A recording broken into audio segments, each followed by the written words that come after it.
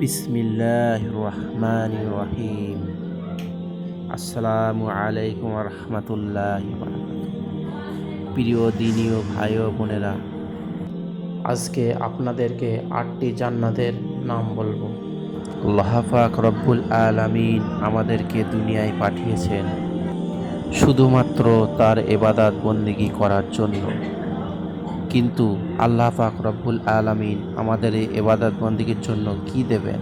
আল্লাহ পাক রব্বুল আলামিনের দাসত্ব ও বন্দেগী করার কারণে আল্লাহ পাক রব্বুল আলামিন সেই বান্দাদের জন্য রেখেছেন সুউচ্চ মর্যাদা সম্পন্ন জান্নাত, যে জান্নাতের প্রশস্ততা আসমান জমিনের থেকে অনেক অনেক বেশি। এই জান্নাত কেবলমাত্র আল্লাহ পাক রব্বুল আলামিন কেবলমাত্র পরহেজগার বান্দা বান্দীদের জন্য রেখেছেন, যারা আল্লাহ পাক রব্বুল আলামিনের ইবাদত বন্দেগী ও দাসত্ব করবে, এবং এই জান্নাত শান্তিময় সুখময় হবে তাদের জন্য। সেখানে আর কেউ কোনোদিন অসুস্থ হবে না, বৃদ্ধ হবে না, সবই হবে যুবক 33 বছর বয়সের, এবং আল্লাহ পাক রব্বুল আলামিন তাদের উপর চির সন্তুষ্ট হয়ে যাবে, কোনোদিনও তাদের উপর অসন্তুষ্ট হবে না। সেই 8টি জান্নাতের নাম হচ্ছে জান্নাতুল ফেরদাউস, জান্নাতুল মাওয়া, জান্নাতুল আদন, জান্নাতুল নাঈম, জান্নাতুল কাসিব, দারুল মাকাম, দারুল সালাম ও দারুল খুলুদ।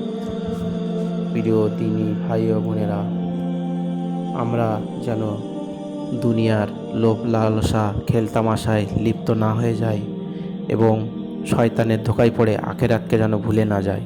কারণ আল্লাহ পাক রব্বুল আলামিন বলেন, শয়তান তোমাদের প্রকাশ্য শত্রু। সেই কারণে আমরা যতদিন দুনিয়ার জমিনে আসি, আল্লাহ পাক রব্বুল আলামিন আমাদের হায়াতে রেখেছেন, ততদিন যেন আমরা আল্লাহর ইবাদত বন্দেগী ও দাসত্ব থেকে দূরে না থাকি। আরও নতুন নতুন ইসলামিক ভিডিও পেতে আমাদের চ্যানেলটি সাবস্ক্রাইব করে পাশে থাকুন এবং অপর দিনী ভাইদের কাছে পৌঁছে দিন। আসসালামু আলাইকুম রহমতুল্লাহ।